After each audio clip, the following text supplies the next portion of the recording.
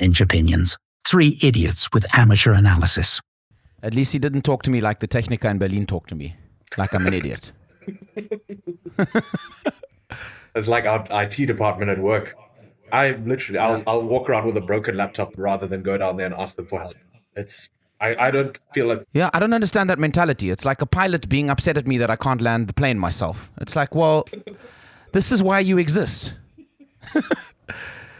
It's like, and then they're also so upset, and I'm not... And I understand there's a lot of times where the problem that they fix is very small, but it's still your job.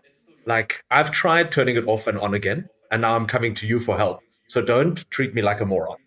Yeah, there's this underlying, like, they're just upset at the world that the problems that they've been hired and paid to fix cannot be solved by the person who's called them, which seems strange to me. Yeah. It must be because the majority of people they deal with are a bunch of bloody idiots. Yeah, but I mean, they've got their strengths. I've got my strengths. I'm not angry with them that they've got no social skills. I'm not mad at them when they come out of their hole in the dark there and I'm like, can't even say good morning to me. I like how when I said the most of the people that deal with a bunch of idiots, he felt 100% that I was talking about him. He's like, well, it's not my fault. Not my fault, I'm an idiot. You should have said, not me though. I'm smart. No, I'm an idiot.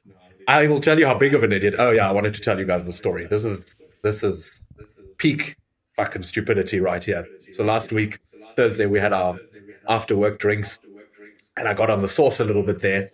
Then at like 11, I made an exit there, beeline, and in the meantime, it had snowed, and the snow had thawed and refrozen. So it was slippery. Obviously, Berlin had not catered for this. It was like walking on ice skates. And I got outside, and I walked about 50 meters, and I got the brilliant idea in my head. I was like, I'll definitely have more grip in my socks. So I took my shoes off. Hey? And then... What? Wait, what were you drinking, hey? Because I feel like this is one of those particular alcohols that kind of sets this off in some way. Is this absinthe and you're hallucinating or something? Let me put this straight. First of all, I was proven correct. You do have more grip in socks. The problem is I heavily underestimated how cold snow is. And this is just something that I'm not used to, I'm not from this land. And then after like another 50 meters, my feet were so sore from the cold that I had to put my shoes back on, but now I obviously had wet socks. And then I had to get all the way home, slipping and sliding with wet socks in the tram. It was miserable. How many people stopped to try and give you money? That's my question. How many people were like... I took my shoes off like in the middle of the intersection, and I think the cars that were driving by were like, what the fuck is this guy doing? But I was convinced. I was like, this is going to be the future. And I did have more grip, like I said. Yeah, I mean, look, it seems like you solved one problem but created upteenth more. So how's the frostbite? Yeah. It was. I I literally toes. said I have to choose between maybe breaking a coccyx if I slip or losing my feet because they freeze. So I said we go with the broken coccyx. Just keep your hands out of your pockets, like Costa taught us. To be fair, a broken coccyx. I've met a few people, and it sounds terrible. Yeah, my sister had it, and you got to sing it in one of those donuts. Oh, speaking of broken coccyx, though, you know what? A friend. I'm not going to say their person's name, but and this is briefly going to get a bit naughty. But a friend of mine told me that he a couple years ago he actually broke his penis. But how? It's not a bone. I think I know who it was. And it was like 6 months out of action. So essentially, in the sexual world, he essentially tore his ACL. Oh, his Achilles. His sexual Achilles. Exactly, bro. And it was mad. And it was during fun time that it happened.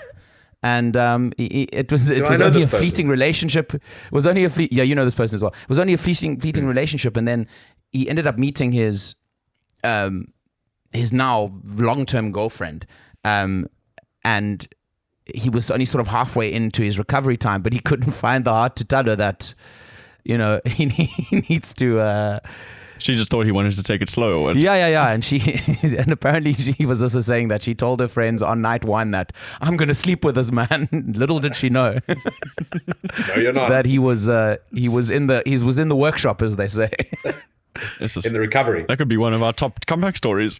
Yeah, that's a good segue into comebacks of the century. But anyway, all is well because he's back. Got back into business there. Now they're still together. So Back in action. yeah, the Michael Jordan of the bedroom. Any other observations, Klaus? Is that your observation of the week? No, it isn't. I think, Klaus, kick us off with your observation.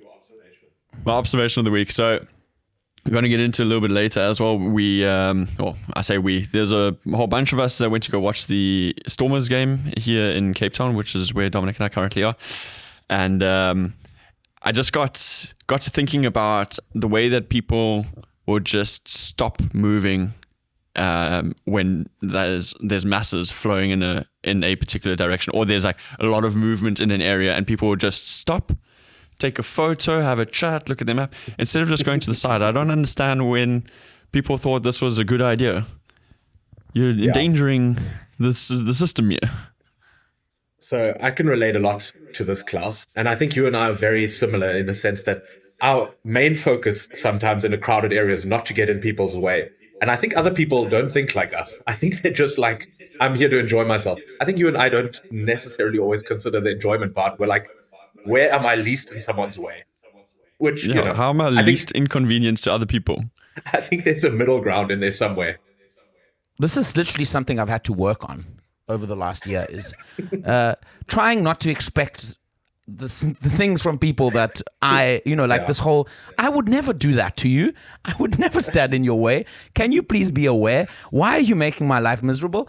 Those are the thoughts that go through my head, and it's like, dude, get out the way, Yeah. So it's I don't know. I can relate to that. But now that Maxi's mentioned it, it also makes me think of like sometimes him and I, we're pressing ourselves up against the wall in the tram just to accommodate other people, and we're really inconveniencing ourselves. We're going backwards half the time because everybody else is just living life in the slow lane. And the majority of people couldn't give two shits. And I wish I could be like that more, I walked past a guy now when I was coming back from gym, actually just now. And the platform was so full, and he's just meandering slowly. And every time you try to pass someone, they get into your way.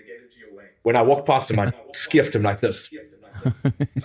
Didn't have a worry in the world. It's the classic when the drive-by. Yeah. There is nothing that enrages me more, and I think literally nothing, than people that don't understand. You let people get out first before you get in. Yeah, that's a big one. I have barked at people on several occasions. That and people stopping the top of an escalator. Yeah. It's not common sense though, because you got idiots, and then also sometimes, I profile people quite quickly, and sometimes people shock me because they get on the tram and I'm like, you look like the person that would most enforce this rule, lady. That's true. So you never judge a book by its cover. They will get on the tram before you've gotten off, even if they look like Ursula, who might shout at you. There was a lady at Budni at the what the German version of Clicks is yesterday, and she had all her stuff, and then it got scanned, and then the lady clicked the pay option, and then the lady behind her was like, "Oh no, sorry, this is also yours," and then the cashier was like, "Oh well, it's now too late, so I'm going to ring you up twice." Then the woman whose stuff it was got really upset. She was like, "Well, I put a little thing down and she didn't behind me." And then the lady was like, "Yeah, it's fine, but she's gonna have to pay twice. Do you still want it?" She was like, "Well, obviously I still want it." I was like, and she looked exactly like the kind of woman who was going to make a scene like that. We're in the Mordor phase of Berlin, apparently. It seems that February that January to March window where it's game on. It's game on. Hit me with your observation there, Dom. My observation would be that South African football fans are a special breed. I went to go watch the Arsenal United game on Sunday at a new place called Benchwarmers in Joburg, and it is unbelievable how passionate these people are. I mean, you know me, I'm a pretty happy guy. You go onto my Instagram, there's pictures of me hugging Tolly, and I'm stoked. But these guys almost put their back out on several occasions for the various, on both sides of the coin, Arsenal and United fans. We'll come to the dubious refereeing decisions, and it was quite a chaotic game. So you can imagine the emotions were running high, finishing on penalties. So yeah, I don't know. It's like it's a slight bit of fear, but a slight bit of chapeau to them, because it's cool to see people be so passionate about sports. Zonia, my girlfriend, was quite scared at stages as well. I told her it's all good. Don't worry.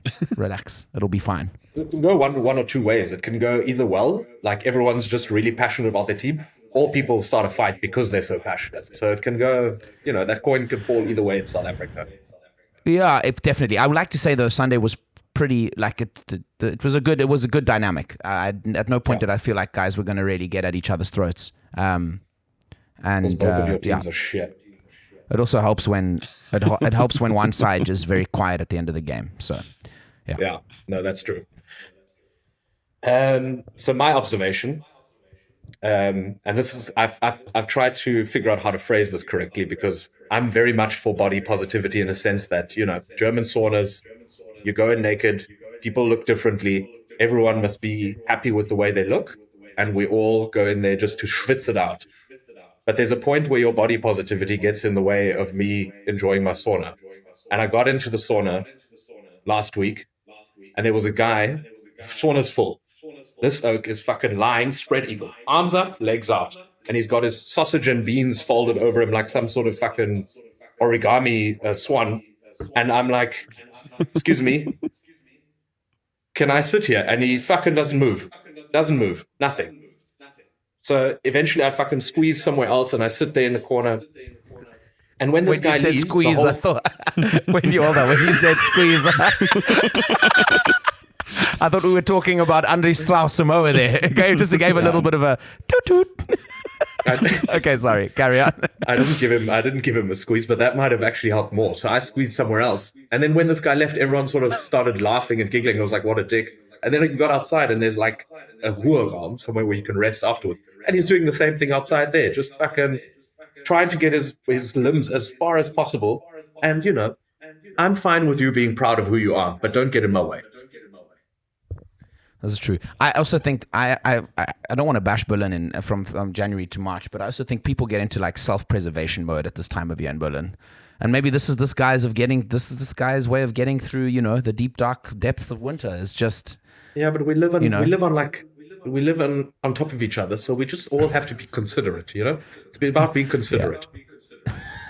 This guy doesn't sound like a guy who usually is quite accommodating to others. He sounds like he's a bit of a dick. This guy definitely gets on the tram fucking as soon as those doors open, bro. For sure. Surprised he's not stops naked, at the top of an escalator and rubs his junk on you as he tries to squeeze into it as well. Unreal. That seems like a good segue. Yes. Into rugby. Speaking about rubbing junk on each other.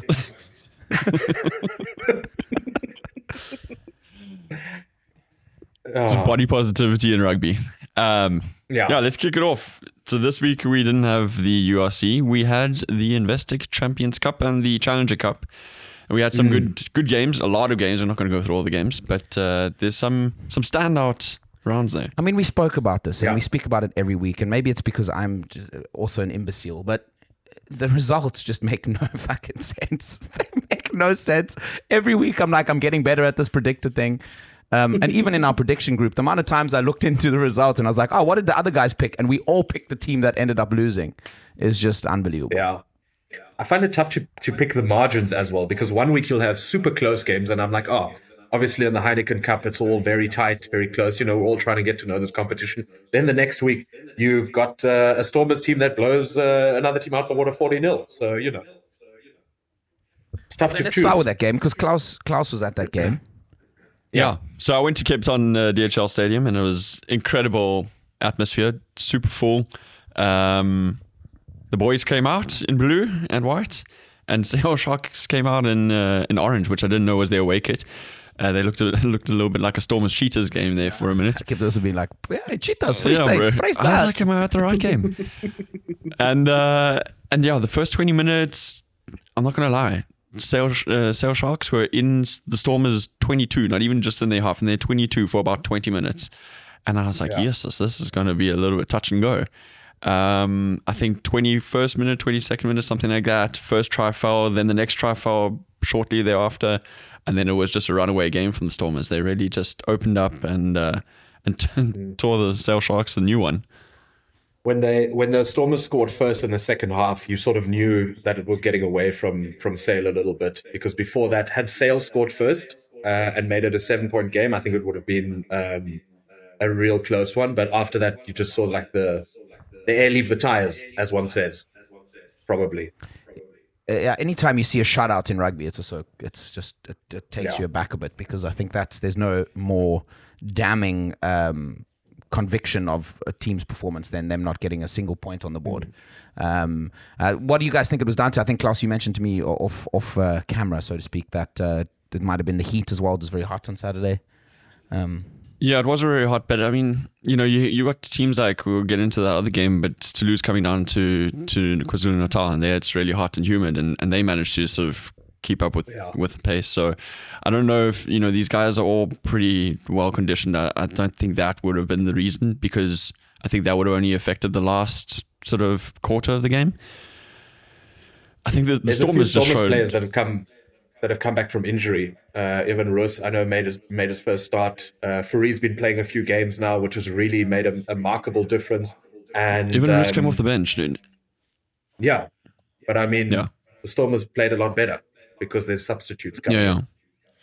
And to be honest with you, I don't think Sale Sharks had an answer for their open play, because the tries that Stormers, they won't grind out tries. They were like break of play. I don't think the Sale Sharks just had an answer for that kind of style. Yeah, some nice performances as well. I think what I really like seeing is someone like Similani having a great game, because I've spoken about it before, and it's become my minor obsession with trying to find the next centre pairing for the Springboks. So it's really nice to see him come up. I've heard, because of his performance, that he's now become a target for a few European teams because his contract is up at the end of the year. So I'm really hoping that they can nail him down, because I also like you, Dom. I love him. He's so good. Yeah, what is the story with this Roche guy, the inside centre that started next to Similani? Do we know anything? Have you seen him play at all? Or because I mean, he must have also had a good game. I think if you're winning 40-0, you're most of the team. I don't think there's any guys having a stinker out there. So good to see that. Yeah, they've got a lot of depth in the centre pairings, the Stormers, because Sasha and Damien can also play the centre position, so that's never been a problem. But I mentioned this in the group chat with you guys. We really need to figure out some of these referees when they communicate to the TMO. I don't know if this guy has learnt English 3 weeks ago, but I didn't understand a single thing. And then I figured out that his TMO is also French. So why don't they just speak French to each other and we just get the gist of it in like some subtitles or something? Because I didn't know if they could communicate properly with one another. It seemed like they were both speaking very broken English. And sometimes I was like, I don't know if you're saying what you mean to say. Do you feel like there was decisions that were made incorrectly due to a breakdown in communication? I can't necessarily think of one specific one now, but I know that when I was watching this, I was like, this is quite difficult to figure out what he's asking the TMO. And I assume that the TMO also didn't know how to phrase it back, but let me not jump on too much of someone speaking a second language. I mean, we won 40-0, so I'm not that upset. But if we hadn't, I would definitely be upset with the ref. Let's maybe talk about some of those tries that were scored. I think that the number one standout try for me was the one from Marnie Libok, receiving that chip over and then sidestepping the guy to next week. That was a pretty impressive try. And then you got your Similane try, who ran all the way down the sideline, big step, and then managed to offload in a double tackle. I mean, the tries that you guys scored were like spectacular. We wanted to put on a show for you in Cape Town, so that you've got something that at least you would never see in Ellis Park. So you're welcome. Slow down, man. Slow down. Okay. But I don't know if Claus, our team is... Yeah, but I mean, you're saying 2017 Lions was not entertaining? Okay. We had Mr. Drug User himself up here with the ante, bro. Who are we going to talk about next? Jesse Owens or what? How far back do you want to go? Look, the Lions have had a pretty spectacular season, first half of the season at least. Yeah. How about that Sharks Toulon game? That was a humdinger.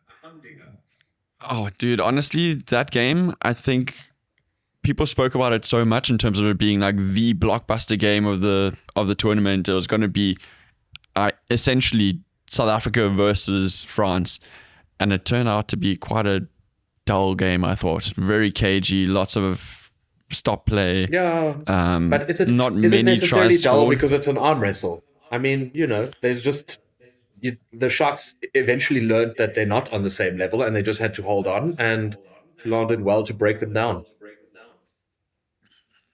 Toulouse, you mean? Toulouse. Yeah. Dude, I don't know if I agree with that. I thought the game was pretty terrible. There was no flow to it, and there was like not even that there was no flow to it in the sense of like there was no open play. There was no flow to any passage of play. It was always stop start, and it was due to handling errors. It wasn't due to it was unforced errors, not as much due to sort of pressure, line speed, and stuff like that. What I thought was interesting is like if you consider the amount of Sharks players that they could have potentially had if they weren't injured up against Toulouse, you might have even seen the Sharks win that one, especially at home with the humidity. But missing the likes of an Evan, Andre Esterhuizen, Fussy, Grant Williams, they didn't have the players to get it done, and I think they really struggled at fullback position. I can't remember what their guy's name was, Mpeku, I think. Or something like that, Mapeko or something like that. I think he actually went off, and I think Jaden Hendricks is slotted in at 15. It was really weird. They like shifted it all around. So yeah, they weren't playing with the most ideal team. Yeah, I think if you're looking at the competition though, I think Toulouse are the standout side. We spoke about it as well, that sort of Toulouse and Leicester seem to be the teams to beat at the moment. So I think having said that, to go down with that many injuries, to go down by 12 points at the end of the day is not a bad result or at least it should give the Sharks a little bit of hope coming out of that game. For sure. From what I saw, I watched the highlights. From what I saw, it did seem like very calculated game management, which you referred to, Maxi, in terms of it being an arm wrestle. I think maybe Toulouse really understood that, with them down to sort of a second string side in very many of the positions because of injury, they knew that they could probably just get it over the line at the end, and that's what ended up happening. Yeah. I think for the Sharks, it's also now they've got to go away to Bordeaux. I think I don't know if it was ever realistic that they'd win that class. I think you're right. If maybe they had full strength squad, if Toulouse was a bit tired and struggling with the conditions, but you're definitely fighting on a different level. And I think it was the last box office episode where they were talking about the Heineken Cup and why we struggle to compete there.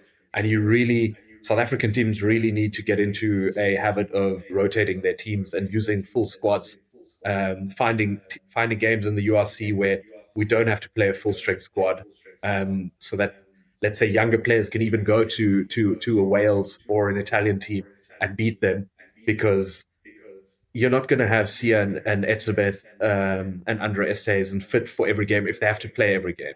And I think the Bulls are the same. The Bulls, I don't know, Jake White's obviously been quite vocal in the past about him not wanting to put too much focus on the Heineken Cup, but eventually he'll have to, because the competition is big and it's just going to grow in importance. For sure, and there was strong fighting words from Eben this week saying, hey, listen, we need to stop pretending like this isn't the best competition in rugby. And I think that was a real rally cry, I think, from someone like Eben. I think, look, at the end of the day, the reality is, and it's unfortunate, but the reality is that we're extremely hamstrung by the fact that we're across the globe. And I think that's, I don't want to use it as an excuse, but if you look at the English teams, for example, even the French teams, but the English teams more so, the most, I would say, if you're traveling from Exeter to Bath, you're covering tiny distances. You're probably going on the rail or the coach, or you're on a bus, and it's a turnaround time of 2 hours, 3 hours. The guys get off the bus fresh. They go back, get a good night's sleep, and they're back at training on Monday morning or Tuesday morning. And I think that can only be seen as an advantage. So it's navigating that as well. And I think, Maxi, you alluded to it. I think it's understanding how to, over time, build squads that can sort of do that, and who knows where we end up. Maybe you end up in a place like with the tricks that like Rassi kind of uses as well, is like having guys that maybe if you know you've got a stretch of 5 games over 8 weeks in Europe, you leave some guys overseas, or who knows how they end up trying to do it. But I guess it's a question of costs, and a question of what is even realistic, and where you prioritize. But it's difficult to prioritize 2 competitions that involve so much traveling. The thing that really compounds it is that I think we really need to look at, for rugby, is getting a centralized scheduling, because the tournament itself is fractured, right? You play a couple of weeks, I think it was like 2 rounds, then you've got URC that comes in between, then it's obviously New Year's, then you go back into a couple of rounds, then the URC comes back. So if you had a centralized scheduling for all of world's rugby, then you can go like, cool, these months, I don't know, January, February, March, Investec Champions Cup and Challenger Cup. Over in Japan, they do whatever they've got to do, and Super Rugby does whatever they've got to do. But at least you don't have this fractured system, and then you can schedule it accordingly, so that you say like, okay, the Sharks can go over for 3 weeks, 4 weeks, whatever, and not have to travel back and forth, and then you have more of an even tournament. I think was it Nick Mallett who was talking about that in the last box squad box office pod, and it seemed he seemed to allude to the fact that you have to get rid of one of the international windows when he was speaking about it. Like you have to get rid of the autumn internationals, put all your international rugby into the June-July period. I don't know if I misunderstood him or anything, but when we speak about it like this, it seems like a mammoth task and something that's so unrealistic for World Rugby to change the schedule. But I think everyone almost understands that it would benefit most people if we did get on a unified schedule. Yeah, we can't forget it's early doors. I mean, this shake-up in rugby is just 3 years old, 4 years old. So I think everyone's trying to figure it out, and I think at the moment it's also there's a large element of survival to it in many cases, both financially but also in terms of keeping fans happy, trying to keep competitions interesting, making sure TV rights. And there you have to say, and this is the thing that kind of I'm really happy about as a South African rugby fan, is we just seem to have the upper hand because we bring so much to any competition we're in. So hopefully that puts us in good stead long term to be able to sit at a negotiating table and say, listen, this is the reality of it. The numbers don't lie. Now let's get to a point where we can also compete across the board, because we've shown that if we can, it benefits the competition. So for sure. I think in most things other than the Heineken Cup, we bring a lot. I think we're not at that point yet where, I don't know what the viewership figures are, but I think that's the only one where we really need to earn our seat at the table. But you're right, definitely. Do you want to talk us through some more results, Claus, just to run through them? Yeah, I can quickly run through them. I haven't written down all of them because there were so many games, but some of the big standout ones were Exeter versus Bordeaux, 1769. Bordeaux seems like they're on an absolute rampage, so good luck to them. Munster Saracens, 17-12 to Munster. I honestly saw it going the other way because Munster just had such a dismal... result, Right, yeah. It's a crazy one. Then you had the Bulls game. The Bulls just really struggling to find their feet in this competition. 49-10, there was a bit of a hiding. Dominic actually asked me, he was like, did they send a second string team? And I was like, I don't think so. It looked like it was their usual players to a large extent. I hope it was their under 13s because we had the highlights on yesterday in the bar we were at, and there was a lot of handbags in that game as well. So it seems like the Bulls just weren't in it really. A team that I think is quite entertaining and a good watch is Leicester Tigers versus Ulster. Leicester Tigers, obviously, with our boy Henry Pollard slotting things in from everywhere. They played really well against Ulster, winning 38-10. And then a very interesting game, I think also one of the more blockbuster games this week was La Rochelle versus Leinster. It was a tight one, 14-16.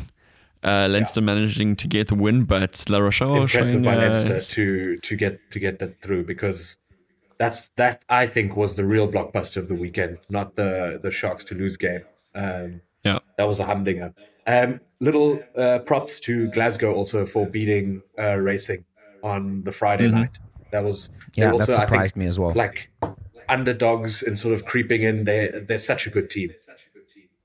They're a phenomenal team. I mean, let's not underestimate them. They did win the URC last year, so they are defending champions. Yeah, defending champions in that regard. So well done them. Then The other game that I have is Bristol and Benetton. Bristol managing to beat Benetton 35-29. Tight game. I mean, I know Bristol aren't the greatest, but tight game. What I find interesting is that Benetton is just really having a great season. If you consider where they were last year, they were really down in the dumps there with Zebra, and now they are actually pushing teams quite hard. I hope the Italians, I hope they don't, because there's speak of, I think it's Zebra, there's speak of Zebra being folded, and I hope it doesn't happen. I think it's good for Italian rugby that there's more. I mean, at the end of the day, it depends what your goal is. If they're looking to fold it together so they can pool resources, okay. But it seems to just be a complete. Yeah, they're going to start a new team. Okay. Yeah, that's interesting. Yeah. But yeah, it's like when your company goes bankrupt and you fucking shut it down, and then suddenly miraculously you open up one house further down with a completely new name. They're going to call this one Giraffe. Or no, it would be better if they called it Horse, because it's kind of the same, but you just get rid of some of the stripes. Yeah. Talking about Zebra, big ups to our boys, the Cheetahs, in the Challenge Cup for beating them. I think it's 22-18. I see here. And playing in Amsterdam. They must have been made all the Afrikaners in Amsterdam very happy there. Yeah, I think so. I think for them it's quite cool to win because they never really play at home. So cool for them. Obviously, your Lions didn't do quite as well, but I think tough competition. Tough for you guys to spread yourself that thin because you guys get picked apart by South African unions, by international teams. So I think if you guys just focus on the URC and do well in the URC, that's about all you can wish for, I think. Yeah, no, I agree. I think this the Challenger Cup is not a competition for us. So focus on the URC, get our boys back and fighting fit, and then it's just go into the second half of the season with more vigor. I think just in terms of the fixtures that are left, obviously I know the Sharks and the Stormers can still progress. They've got tough teams that they're playing against because they're both playing away from home. But I think that'll be the ultimate hurdle for South African teams is eventually you don't play at home anymore, regardless how well you finish, because the final of the European Cup won't be in South Africa. So I think that's another hurdle that we'll eventually have to overcome is learn how to win against big teams overseas, which is, I think, so incredibly tough. Like beating a Leinster, a Toulouse, a La Rochelle in their home stadiums or somewhere, let's say, neutral grounds is so tough. Absolutely. But you know what's even more crazy is that the way that they've done the competition is that you even have a team like Toulouse who might not have a home quarterfinals and semifinals, even though they're the top of their shield, which is mind-boggling. They've won everything, but because I can't remember who it was, because somebody else has also won everything, but with a larger points difference, they will get the home games. Wild. Screams a bit of a disjointed competition still. Let's hope it kind of just finds its feet. It just seems like they're just trying to make a plan the whole time, and it would be nice if it, they're just like, okay, let me just shift a couple of things. Like the lady at the restaurant that I reserved for tonight was like, I'll give you a call in 10 minutes. I just have to move a couple things around. That seems like what they're doing at the moment. Should we wrap this up, put a bow on it, and as Claus would say, move to a little bit of a more roundable? More roundable. I was going to say, let's move to a competition that's existed for many, many years and has solidified its scheduling system. The FA Cup. FA Cup. I think there's only one game we have to talk about here. And it's Liverpool versus Accrington Stanley. There you go. Exactly. Surprising result. Cool to see the small team from Liverpool get it across the line, Tom, tell us about that United Arsenal game. What a way to pull it out of the hat, because you guys were up against it.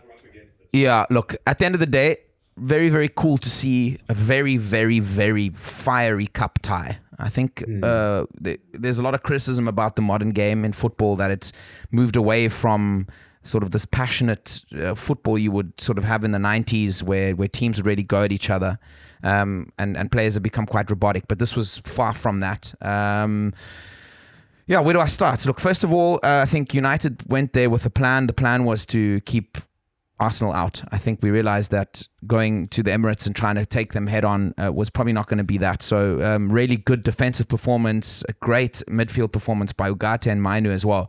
Arsenal saying that they feel hard done by and they should have won, and they probably could have. But honestly, I believe we looked really comfortable until the until the red card in the second half. You know, we managed the game really well. We had a plan. Arsenal had a plan, but they didn't seem to be able to deal with us. There were a couple of players, Odegaard and Martinelli, were passengers for most of the game until the red card. I think the red card was deserved. I think it was stupid by Dalot to get a second yellow like that. And it's, again, you know, these are the things, these are the teething pains we're going to have, I think, with this team and the new mentality. There's certain elements of the team that's showing more of the right brains and fight that we want from a United side, but these are still a couple of the things that are happening. Nevertheless, that was never ever a penalty. I think it's really, really soft.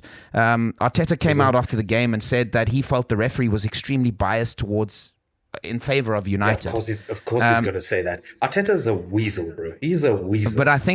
But again, I said it again, I'm saying it again. Arteta's showing the signs of a manager that's out of ideas. I have to say it. He's becoming more incoherent during post-match interviews. He seems to, maybe he's even just completely flabbergasted that they haven't won that game, and so be it. But to come out and say something like that after such a poor decision by the referee to give that penalty, but nonetheless, again, I think Amorim showing the things that maybe a Ten Hag didn't show, and that's going to the Emirates, which with a plan, with an idea, executing that idea relatively well and getting results. And I think that's a key thing. To come out, it's another win. Xerxes getting the final penalty after the tough spell he's had. When he stepped up and to take that last one, I was like, this can go one of two ways here. If this Oak misses this, he might as well book a ticket home, because when he got subbed off in the first half and he fucking was crying and ran off the field and the United players were booing him, the United fans, it's good for him. Good for him. Exactly. And actually, you know what? It's easy to focus on that final penalty, but he came on and had a really good cameo. He held the ball up really well. There's a couple of videos of him really rinsing a couple of the Arsenal centre-backs. So he did have a good game when he came on. He made the difference. So good result. I think your reserve keeper there, I don't know what his name is, but he had a fucking blinder. Yes. Yeah, another interesting story, because he started against he started against someone and had an absolute shocker recently. It might even have been in the conference in the Europa Cup, Europa League. But anyway, incredible. I mean, he saved 2 penalties, both saves incredible. So there you have it. And you saw a little bit more fight and leadership out of someone like Maguire, actually sort of putting his foot down, getting into challenges. So I can imagine you're quite happy about that. And I would be surprised if you guys don't go on a little bit of a run, because that's momentum. You know, you played well against us. Now you've knocked Arsenal out. You should kick on from here. So we've got Southampton next. Good for you. We've got Southampton next as well, but also just off the pitch briefly as well, some interesting signs, and I think positive signs. Casemiro and Rashford both really look like they're on the way out of the club. Something that, if you read all the reports, is something that United wanted to try and achieve in January, and for them to be able to go ahead and actually push on and be able to move on dead weight, it seems like it's going to happen, because both of them were not in the squad for the game against Arsenal. So those are also good signs, that off the pitch as well. You know, there's very concrete steps being made to start to build a team that Amorim would probably be happy to work with. Yeah. Well done. Should we talk about the what is it called in Spain? The Copa del Rey. Copa del Rey. Is it Copa del Rey? I think so. I thought it was something else.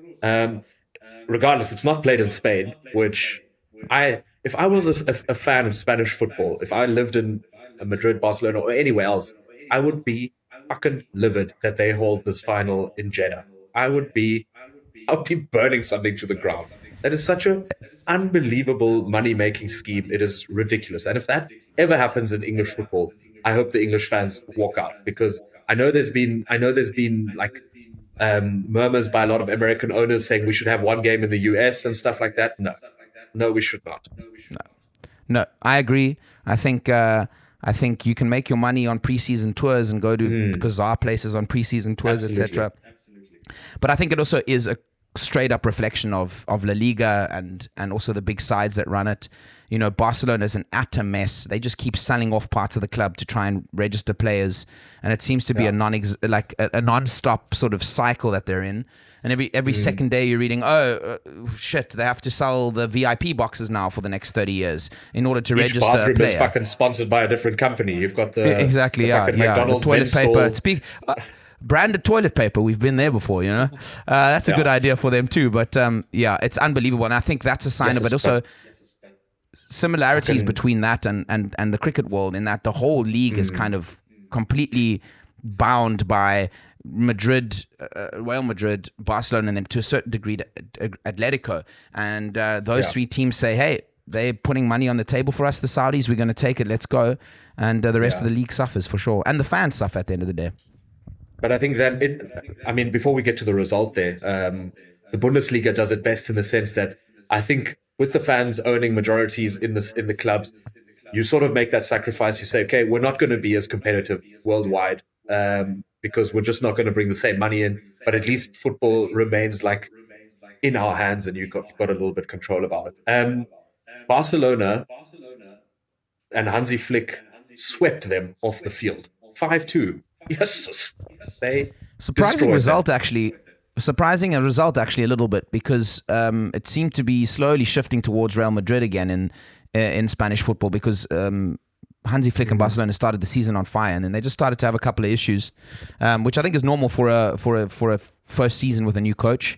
So a great result for them, and Lamine Yamal having a great game again, and I think a lot of the youngsters he came back from injury and played really well. So let's see. I mean, at the end of the day, that rivalry is pretty crazy. There's a crazy rivalry. All the top three sides, it's insane in Spain. I find how it's obviously boring for the rest of the league, but the battles are just insane, and the stadiums, all three stadiums are incredible, and there's just this fanfare around it. But it is sad that it happened. And the amount of superstars that are playing in those two teams, and like it reminds you a little bit of like the Galactico Madrid days, playing against like your Ronaldinho, Messi. Maybe Messi's a little bit too early, but like that Ronaldinho Barcelona team, where you just got superstar. So it is fun to watch. But yeah, that's all about that, I think. Maybe a little bit of a teaser for tonight's Humdinger. It's a massive game for Liverpool. We're away to Nottingham Forest, and I would be lying if I say I'm not scared. Yes. I would be scared. I think Nottingham could take you guys. Yeah, we've hit a little bit of a bumpy patch, you know. Even though we beat Accrington by a lot, it's Accrington Stanley. Lost to Spurs. In the Carabao. Yeah, okay. Like, it's the Carabao Cup. I predicted we were going to beat them 3-0. I was wrong, okay? And we played our strongest team. So there's not much I can rely on here as an excuse. We just move on, you know? We need to beat Nottingham Forest, because the voices, if we lose, will get too loud. People are just waiting for Liverpool to stumble a bit more, and they'll be on us like wolves. I think so too. I don't think today's season defining, but I think the small little decline in form becomes a major talking point as well. And I think, unfortunately, in English football, the noise from outside of the clubs really does tend to seep into the clubs over time, because the media is very loud, and I think that becomes difficult, particularly if you're a new manager like Arne Slot. I think that's where someone like in his heyday Mourinho and also Sir Alex Ferguson was brilliant, is that they were always able to navigate that. But it'll be a bit of a baptism of fire for Arne Slot if you do maybe lose tonight, which I don't know.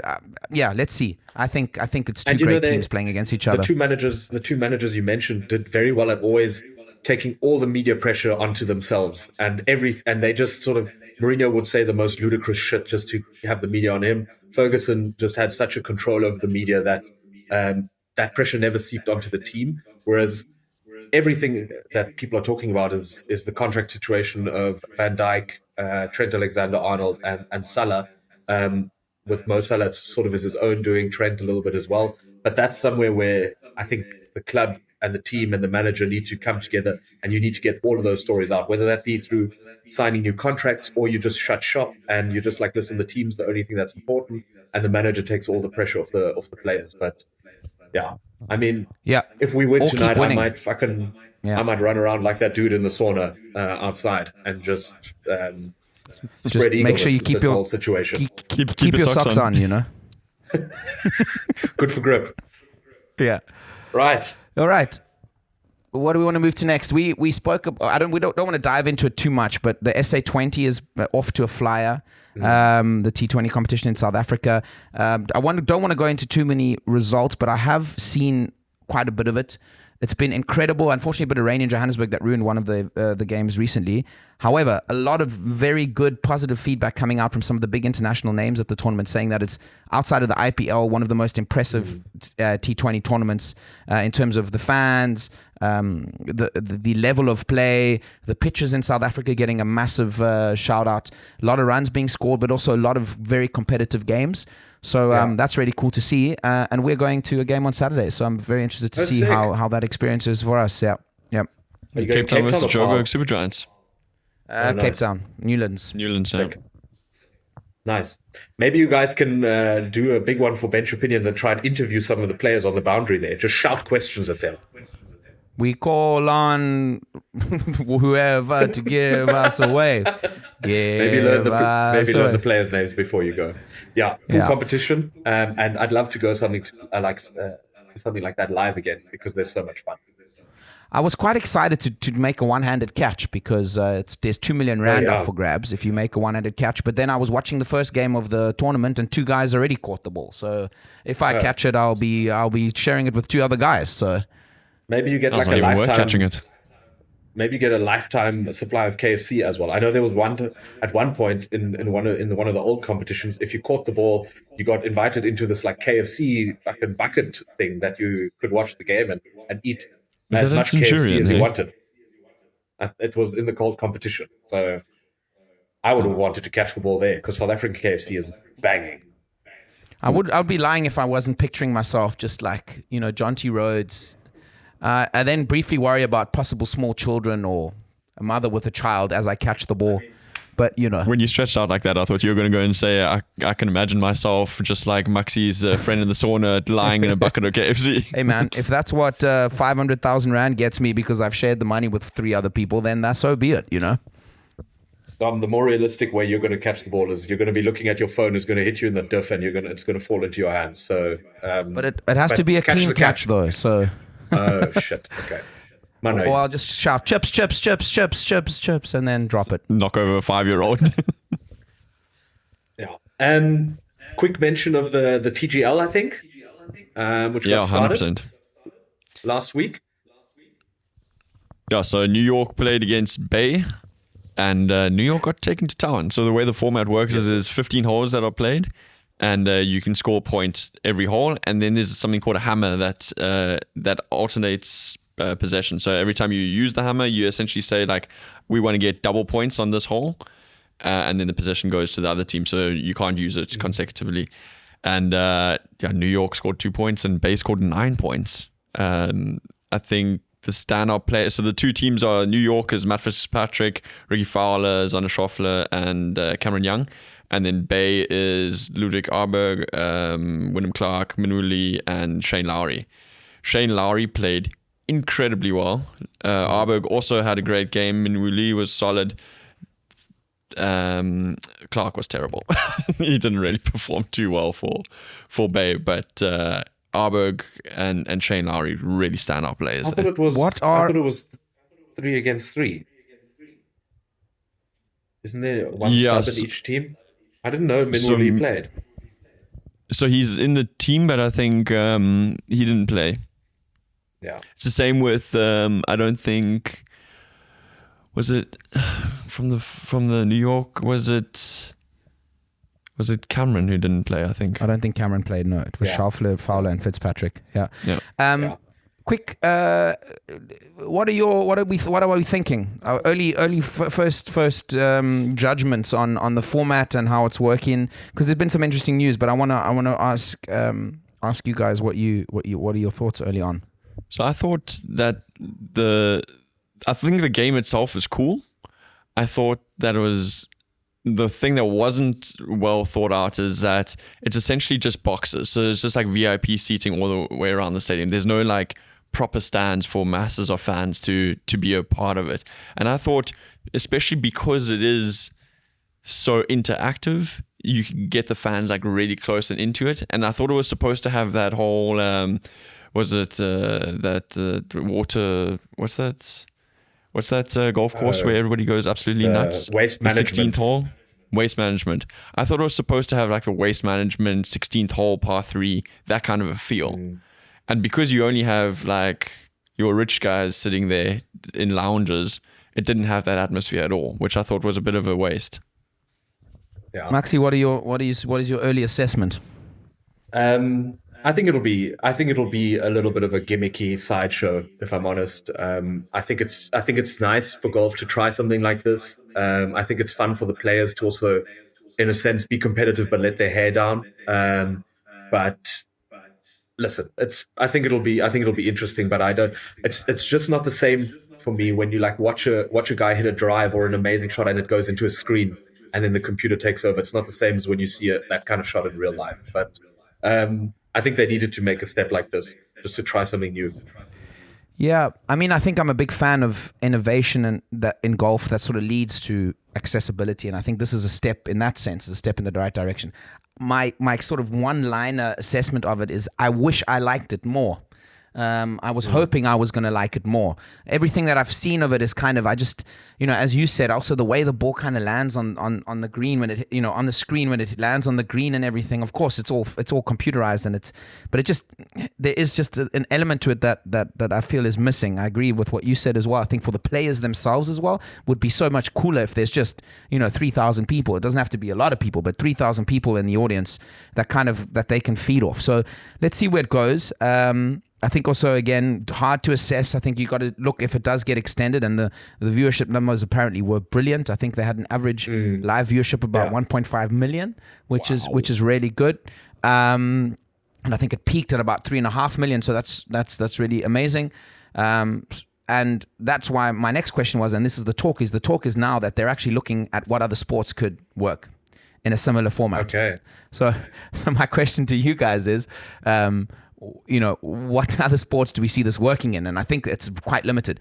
I think cricket, possibly in some sort of strange way, within a small arena with some kind of sort of virtual element to the cricket of some kind. Obviously with some sort of point scoring system or something. Also with massive viewership in India, etc. I think it's a no-brainer in terms of numbers. And I think you could put something to it. But that's kind of where the buck stops for me in terms of what kind of sports would work.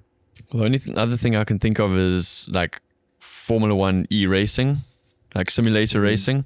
You already have esports, which is a massive industry. So that would be the next sort of sport thing that I think you could, if you could like commercialize it and make it entertaining for fans to be like this close to a racer whilst they're actually doing their thing. Maybe that's entertaining. Yeah. Yeah, I think I just think you'll see maybe something like also even like pickle or paddle just get an enhancement through. If TGL manages to grow their brand big enough, you might get some sort of invitational tournament to some sort of sport that can happen on a very concentrated level. I think the gamification element to it is quite interesting. Again, that points towards cricket because you can gamify cricket in so many different ways. I mean, you see all this kind of backyard cricket stuff on Instagram where guys have like different things, targets you can hit for a certain amount of points. I think that could be quite, you're looking for formats where it can give the sport an extra twist, and it is quite limited. So I'm interested to keep an eye on where TGL go with it and how they can really translate it to other sports. Yeah, for sure. And having said this, Rory and Tiger haven't picked up the club yet either, and I think that could be quite interesting. As soon as those big boys come in, that could be add an extra sort of element to it. I think Tiger's playing tonight, isn't he? I think so. Yeah. I think so. He doesn't have to walk, so he should be okay. Maxi, do you want to lead us into the top fives? We did movies last week. I don't know. I haven't looked at the results. Do you know what the results are? I know what the results are. If you got a smile like that, you probably won again. I feel like I need to address this because I'm not gonna say it's rigging the election, but I did specifically ask some people to vote for mine that may not necessarily know what the fuck's going on. But I'm coming out, I'm saying a vote is a vote. So, Dude, Fuck, I never knew you were a Democrat. to be fair, you can go and campaign. That's good on you for doing that. Stop the so steal. I'm first. Dom came second and Klaus lost. Yes. This week, we're doing top 5 Robbed. sporting comebacks. Either a team comeback in a game or an individual's comeback in an event or a comeback in a career. So let me just get my notes out here. Since I won, I think I'll be going first. Dom? Cool. And then I'll go third. Okay. I'll be in the middle again. Klaus will be in the middle. I'll kick us off with the South Africa versus Australia ODI, the 4-3-8 game. I was at that game, and it was incredible for them to come back after Australia had scored 436, I think. I think no one in the stadium believed that it was going to happen. And led by a hungover Herschel Gibbs, we made the comeback. I remember watching that on TV, and we were actually driving back from my grandparents' place to my aunt's place, and in the car we were like, nah, it's never going to happen. And then we're like, oh, hold on.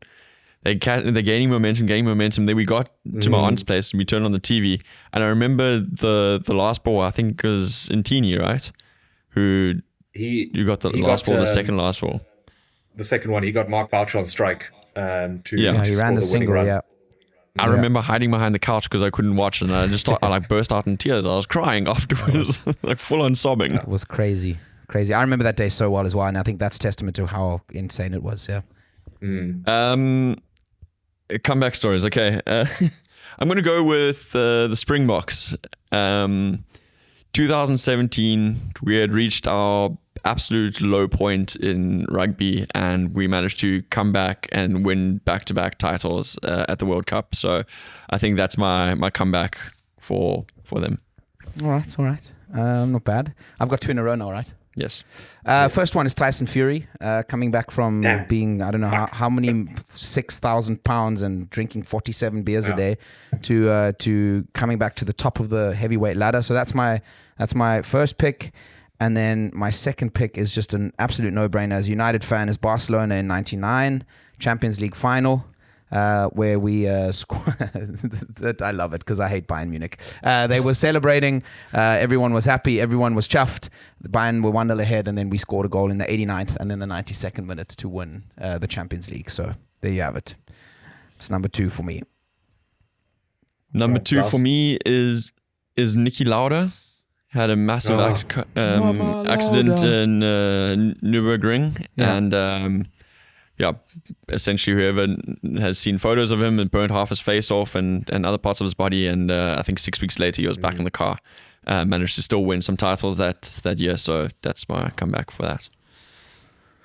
Good one. Question to you guys: since Dom picked Tyson Fury in general, I'm assuming that mine has gone off the table because I wanted to take Tyson's comeback in the first fight against Wilder, where he was lying on the floor. And then and when he woke up again, like the dead, rose like the Undertaker. But I guess that's I think because I think you can take that. No, I think, but the thing is, I that was part of his big comeback after being so fat. So okay, no, it's sorry.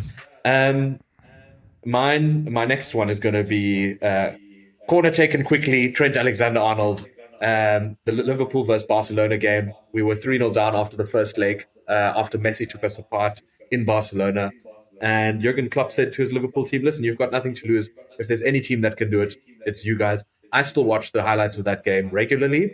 Gets me really pumped. Liverpool beat them 4-0. The nice thing is also I think there was a documentary either about Shakira or about Barcelona. I think it was about Barcelona. So you can watch Shakira's reaction to her husband, Gerard Piqué, giving away 4 goals in a game. In a Spanish documentary, which I found was a very nice angle that I'd never seen before. Probably very, very similar to her reaction when she found out he was cheating on her. So that's quite interesting. Probably. I find that interesting, though. You picked that over the other famous Liverpool comeback? Well, I'll probably get that one because it's my next choice, because I get 2 in a row. But it's my third one. Liverpool beating AC Milan in Istanbul. We were 3-0 down in a game. I was pretty young. I was a Liverpool fan back then. It obviously meant a lot to win the Champions League. But the reason I chose the Barcelona one over it is I've never had emotions like that stirred up inside. Fair enough. Fair enough. My third pick is going to go to Tiger Woods after having an horrendous car accident. Got surgery done on his spine. I think there's like 3 or 4 or 5 vertebrae that were fused. And then being able to, let alone walk, but actually come back and play golf is Don't forget all impressive. the women he slept with before that. It's a lot. Yeah. Car accident, 237 women that he wrote down in his sex therapy, and you still got it in you to come back and win the Masters. That's quite impressive. That back of his has fucking been put under some serious strain. We should actually be talking about all the comebacks from the ladies that he. Okay. The next. Okay, sorry. Let's move on. So my next pick is the Miracle at Medina, the Ryder Cup, the European team being, I think it was Damn. what was being 9-2 down or something stupid. No, 6-1 down. Like that, yeah. And coming back to win, that was lovely. Also lovely because it happened in America. It just makes everything so much better. So yeah, what a great victory that was. And then I don't know. I'm a little bit torn here for my next pick, because I generally like to go for one that's maybe a little bit off the beaten track. But I'm going to go with a very standard one, actually, and it's Michael Jordan, 1995, coming back after his little stint playing minor league baseball. For whatever fucking reason, he decided to do that. But coming back and winning I think multiple championships again, pretty good. Yeah.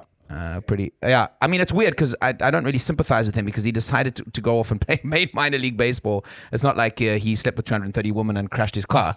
But yeah, still very impressive to do so. My next one, also Springbok related, goes to Pieter-Steph du Toit. He got a massive blood clot in his leg, almost lost his leg, almost lost his life, let alone his leg.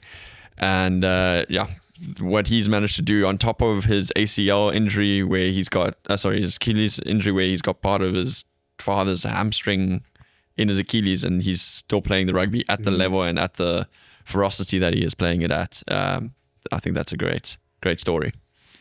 Yeah. Did you pick 2 in a row there, Dom? Yes. Okay, sorry. I picked Miracle at Medina and Michael Jordan. Oh, yeah, true. Okay, my last 2. First one's going to be Christian Eriksen after essentially dying on the field.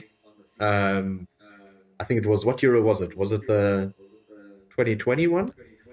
2020 Euros, yeah. Yeah. Yeah. And he came back and he didn't win anything, but it's amazing to come back from something which I think most doctors would advise you to never play sport again, to play competitive football in the Premier League and for Denmark. And my last one is Henry's comeback for Arsenal, scoring on his comeback. I'm a huge Arsenal hater, but I thought that was quite romantic for him to come back after so many years to the club that he's a legend at, and in his first game back, score. I remember watching that, and even it evoked some emotion in me.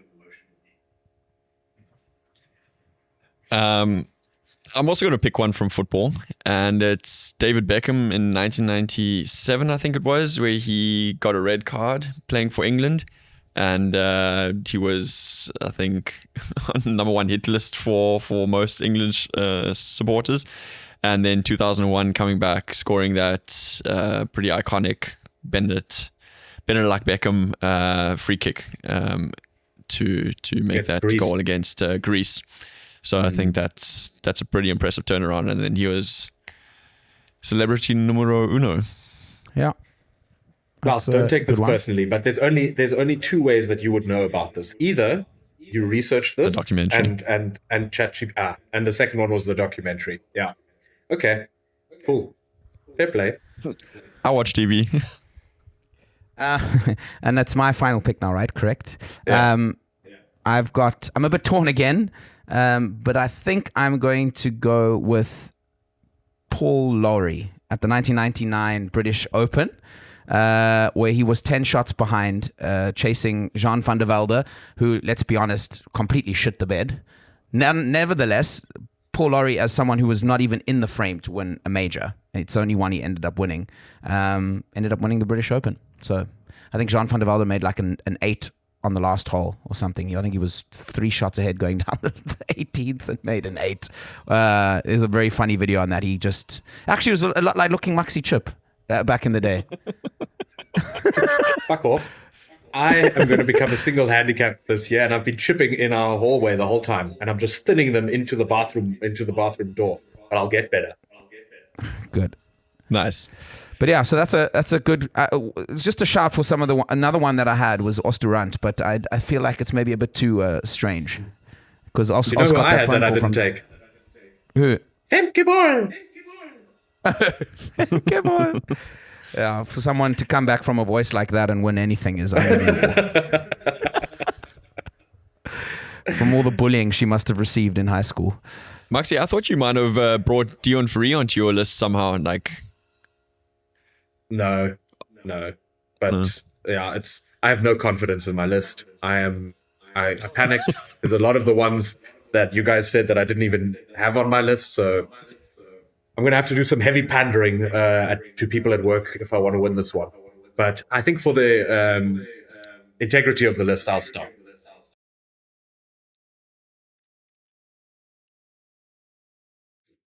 Well, I mean, I think I won't tell them to go vote for me. I'll just tell them to go look at the thing and just tell them vote for someone. Which I think if I'm going to ask some of my German colleagues to go vote for the list, I think they're going to think this is some kind of fucking foreign language that we're talking. I don't think they've ever heard of some of the athletes that we've mentioned here. Yeah. Mano, yeah. Maxi, just run us through your list there. My list is the 4-3-8 game, South Africa versus Australia, Liverpool versus Barcelona, Liverpool versus AC Milan, Henry come back at Arsenal, and Christian Eriksen basically coming back from the dead. Yours, Dom? Tyson Fury at number 1. Number 2, it's Manchester United's comeback against Bayern Munich in Barcelona in 1999 in the Champions League final. Number 3, it's the miracle of Medina, the Ryder Cup, Europe coming back to beat the US. Number 4, Michael Jordan coming back in 1995 after his baseball stint. And then number 5 is Paul Lawrie in 1999 at the British Open, coming back from 10 shots to Nice. win.